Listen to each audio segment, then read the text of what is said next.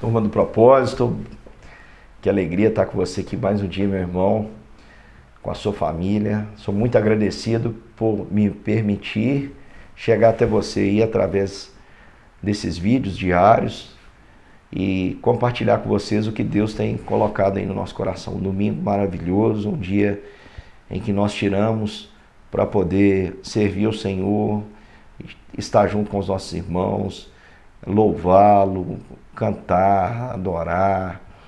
Enfim, é muito bom ouvir a palavra. Eu espero que o seu domingo tenha sido edificante, como o meu foi. E agradecer mais uma vez por permitir que eu cheguei até você na sua casa, trazendo aquilo que Deus tem colocado no nosso coração. Hoje, dia 70 do nosso propósito, Êxodo capítulo 20. Eu queria compartilhar com os irmãos. É um capítulo muito importante.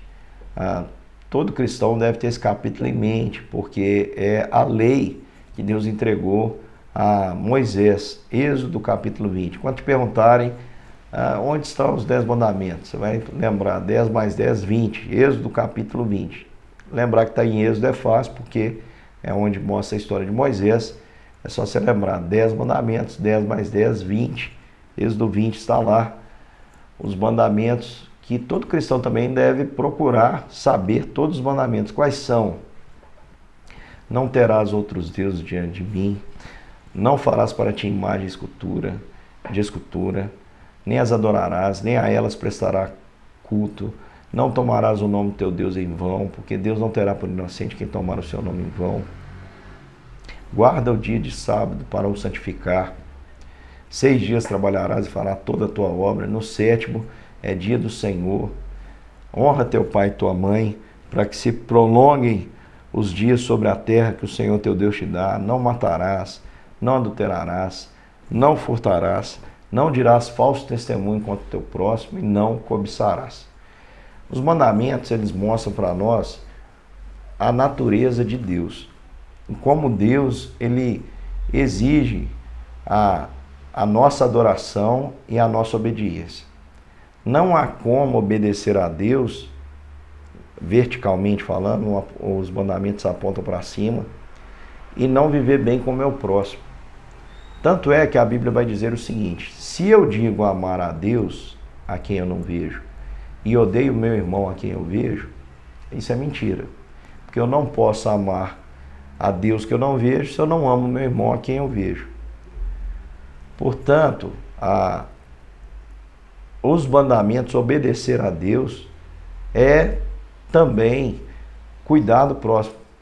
Aliás, Jesus disse o seguinte: vocês vão ser conhecidos como meus discípulos se vocês tiverem amor uns para com os outros. Você vai ver que lá na frente Jesus vai sintetizar ainda mais esses 10 mandamentos, dizendo que o resumo da lei é amar a Deus sobre todas as coisas, com toda a sua força, com toda a sua alma, com todo o seu entendimento, com todo o seu coração, e amar o seu próximo como a ti mesmo. E não há hierarquia, porque lá diz para a gente amar a Deus, e o outro semelhante a este é amar o próximo como a ti mesmo. Essas duas coisas andam juntas. Então vamos lá rapidinho comentar. Deus diz que não vai ter outros deuses, não é para ter outros deuses diante dele, porque ele é um Deus único, vivo e verdadeiro. Mas aí a gente pergunta assim: mas pastor, e a Trindade? Como é que se explica que Deus Pai, Deus Filho e Deus Espírito Santo são um só Deus? Não se explica, meu irmão, se crê. Isso não tem explicação lógica humana. O que a gente sabe é que os três são pessoas diferentes, iguais em poder, e glória e majestade, não tem ciúmes entre eles. A Bíblia diz que toda língua confessará Jesus e todo joelho se dobrará e confessará Jesus, toda língua confessará Jesus como Senhor, para a glória de Deus Pai. E o Espírito Santo também se alegra, porque esse é o propósito, nos conduzir a Cristo. A Bíblia também nos diz, na epístola do apóstolo Paulo aos Coríntios, que Jesus, depois de ter feito a vontade de Deus, ter submetido todas as coisas a Deus, ele vai entregar tudo a Deus e ele também se submeterá. Então não existe hierarquia, não existe propósitos diferentes. Eles são um. Assim como a Bíblia fala também um mistério, que o marido e a mulher formam uma só carne, quando estão unidos no mesmo propósito em Deus, né, no casamento, assim também o Pai, o Filho e o Espírito Santo são um único Deus vivo e verdadeiro, que não devem ser representados por imagem de escultura. Por quê, irmãos? O problema da idolatria é que você pode ver que a idolatria nada mais é que uma projeção da compulsão humana retratada ali num objeto em que a pessoa atribui ele, ora sorte, ora ela pode responsabilizá-lo pelas coisas, né? Então, a imagem e a escultura levam o homem a abortar o projeto de Deus, porque o projeto de Deus é que o homem viva pela fé. Fé é a certeza das coisas que eu não vejo. Portanto, quando eu coloco a minha fé em um objeto que eu mesmo criei, e chamo aquele objeto de meu Deus, e digo que ele está atendendo as minhas orações, e o venero, e o adoro, queridos irmãos, eu estou quebrando este mandamento. Estou quebrando este mandamento, porque o Deus que nós cremos, ele não pode ser reproduzido, porque ele não pode ser contido. Ele contém toda a criação, ele é maior do que tudo que ele criou. Como é que ele poderia ser representado? Com qual material poderíamos representar Deus? Qualquer que seja a preciosidade do material, meu querido irmão, nós estaríamos ofendendo a majestade de Deus, que é grandiosa, que é magnífica, que nossa humanidade não consegue suportar. Então preste atenção, é pecado, claramente é um infringir a lei do Senhor, o mandamento do Senhor, ter e fazer imagem de escultura e chamá-la de Deus. Também diz para não tomar o nome de Deus em vão. Nós mineiros usamos muito o nome de Deus, né? Ai meu Deus, oh Deus do céu, Deus te abençoe. É comum usar, mas não é isso que a Bíblia está querendo dizer, não é esse uso. O uso do nome de Deus em vão é envolver o nome de Deus em coisas que não são para o bem. Muita gente invocava Deus, os seus deuses daquela época, por exemplo, para dar um testemunho. Eu juro em nome de Deus. Então cuidado, não se zomba de Deus. Deus não é um Deus vivo e verdadeiro, zeloso, é misericordioso, sim, mas ele não inocenta o culpado. Então, quando alguém brinca com Deus, zomba de Deus, está tentando a sua ira. Nós não devemos usar o nome de Deus para coisas fúteis. Eu fico muito triste em ver que nos dias de hoje nós temos aí alguns chamados humoristas que são uma tragédia, zombam de Cristo. E a gente precisa ser radical, viu, meu irmão? Você que está me ouvindo e vê lá uma piada, há pouco tempo eu fiquei sabendo que foi lançado um especial de Natal onde Jesus era homossexual ou travesti, né? O que eu queria dizer para você é que isso é um absurdo, é uma ofensa. E essa ofensa só acontece aos cristãos. Você pode perceber que ninguém faz isso contra os islâmicos. E tem muito cristão que vai lá e dá risada ainda. Então você está errado. Você tem que ser radical. Cristo é o seu Senhor. Se alguém faz isso, você tem que... você não pode beneficiar essa pessoa em hipótese alguma. Nem assistir os seus programas, nem consumir o seu conteúdo. Não pode beneficiá-lo. Qualquer um que vai contra a vontade de Deus, você tem que deixar, você tem que enfraquecer, porque senão ele vai se sentir fortalecido para alimentar isso ainda mais. E não precisa ficar preocupado em fazer a defesa de Deus, porque ele mesmo se defende. O que você não pode é ficar no meio da roda dos escarnecedores, porque o dia deles está chegando. Aqui diz para lembrar do dia de sábado. O dia de sábado, irmãos, não é o 7º dia da semana, tá? Sabat era a palavra hebraica para descanso, chamava descanso. Então eles trabalhavam 6 dias direto e no 7º eles descansavam. Aqui no nosso país, o 7º dia chama sábado. Da mesma origem, significa, portanto, descanso. Mas nós guardamos o 1º dia da semana, que é domingo. E não deixa de estar fazendo a vontade de Deus, porque geralmente a gente trabalha 6 dias da semana, no domingo a gente reserva um dia para o Senhor. Não importa a ordem, tá? Essa ordem é humana, é a gente que criou essa ordem e os nomes também, tá? Bom, Lá nos Estados Unidos, por exemplo, sábado se chama Saturday, que é dia de Saturno. E aí? É o 7º dia.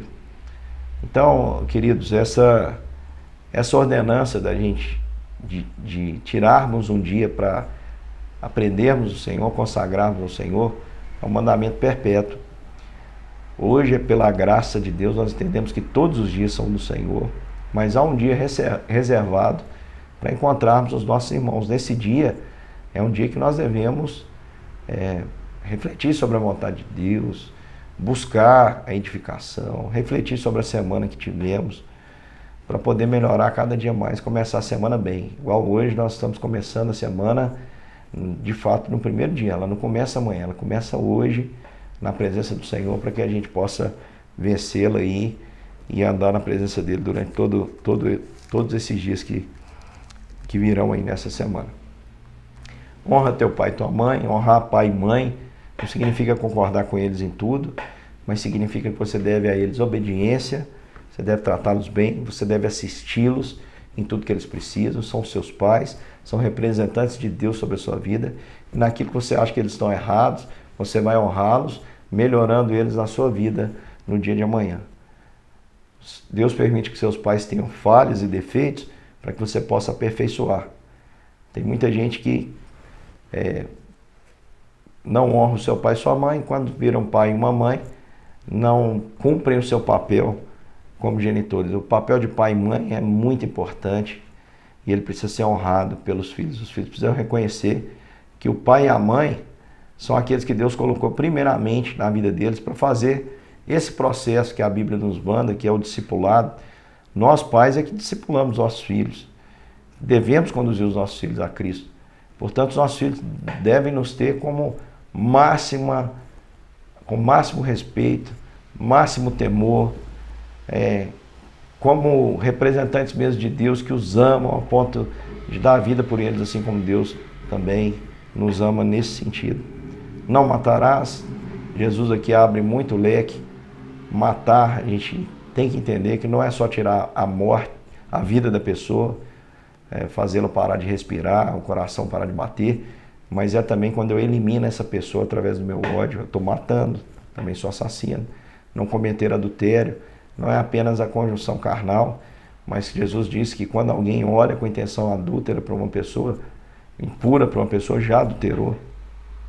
Dizer falso testemunho contra o seu próximo é quando não é apenas testemunhar judicialmente, mas é quando eu tramo, né? A gente tem que aprender a conviver com isso. Jesus disse que bem-aventurados somos nós, quando os homens vos perseguirem e se juntando, mentirem, disserem todo mal contra vós, alegrai-vos, porque assim fizeram com os profetas que viveram antes de você. Irmãos, né, nesses 19 anos de ministério pastoral, eu experimento isso praticamente que de uma maneira constante. Sempre vai ter alguém te criticando, falando de você, e você, com o passar do tempo, vai acostumando e o sofrimento vai gerar para você experiência, perseverança, a perseverança vai gerar experiência, e você vai lidar bem, porque você entende que uma coisa é reputação e outra coisa é consciência. Não importa o que os homens dizem de você, o que importa é o que você é diante de Deus. E se a sua consciência não te acusa, você tem paz com o Senhor, deixa os homens falarem. É um sinal que você está no caminho certo. Jesus diz: alegrai-vos, porque assim fizeram com os profetas que viveram antes de você. Agora a gente espera colher isso aí de quem não conhece a Deus. Quando alguém conhece a Deus, entra nessa onda do falso testemunho, do prejudicar, do maquinar o mal contra o próximo, é muito triste, irmão, porque isso vai acabar numa ruína, né? Uma pessoa que faz isso, ela não é abençoada e ela está plantando uma semente terrível, porque a semente, ela sempre dá na proporção, de uma proporção muito maior, né? Você não planta um grão para colher um grão, você planta um grão para colher um saco. Você planta um grão para colher 1 litro. Então, essa é a regra da semeadura. Escolha a sua semente com cuidado, não semeie falso testemunho. E a gente chega aqui na parte mais importante, que é não cobiçarás. Porque eu já vi gente dizendo assim: pastor, eu cumpro esses mandamentos todos, os 4 em relação a Deus, não tem outros deuses, não faça imagem de escultura, não adoro imagem de escultura, não tomo o nome de Deus em vão, eu guardo o dia certinho, eu honro meu pai e minha mãe, eu nunca matei, não tenho problema com ninguém, nunca adulterei, não sou de falar dos outros, não furto, né? Não furtarás, polícia aqui, não furto. Furtar é subtrair aquilo que não é nosso, né? Portanto, furtar não é só entrar na casa de alguém e pegar sem violência algum item, mas furtar também é quando, por exemplo, eu uso balança enganosa, eu uso meios para me favorecer. Furtar é utilizar, é abraçar, por exemplo, corrupção e acreditar que Deus vai relevar isso. Não, Deus não inocenta o culpado. Viu, meu querido irmão? A Bíblia diz que balanças enganosas, a balança enganosa é uma abominação aos olhos do Senhor. Então, se você se enriquece, se favorece de uma maneira ilícita, você está quebrando esse mandamento. E por fim, nós chegamos aqui no mandamento que é mais interessante, é porque tem gente que diz assim, eu não furto, não falo das pessoas, não digo falso testemunho. Mas era a experiência do apóstolo Paulo, ele mesmo disse, olha, eu não conhecia o pecado até que eu li na lei que diz, não cobiçarás. Porque todos aqui são externos, têm aparência externa. Agora, cobiçar é um desejo, é um sentimento que nasce dentro do coração. E eu pergunto, quem nunca quebrou esse mandamento? Não cobiçarás. E aqui diz, nada, nem a casa do teu próximo, não cobiçarás a mulher do teu próximo, nem o seu servo, nem a sua serva, nem boi, nem o jumento, nem coisa alguma do teu próximo. Foi o erro de Adão e Eva, cobiçaram o lugar de Deus. Todos que estão me ouvindo, ainda que não tenha quebrado os outros 9 mandamentos, já quebrou esse. Não cobiçarás. E a palavra de Deus nos diz que quem quebra um, aquele que quebra, que tropeça em um só ponto da lei, é culpado dela toda. Então, meu querido irmão, a cobiça nos habita.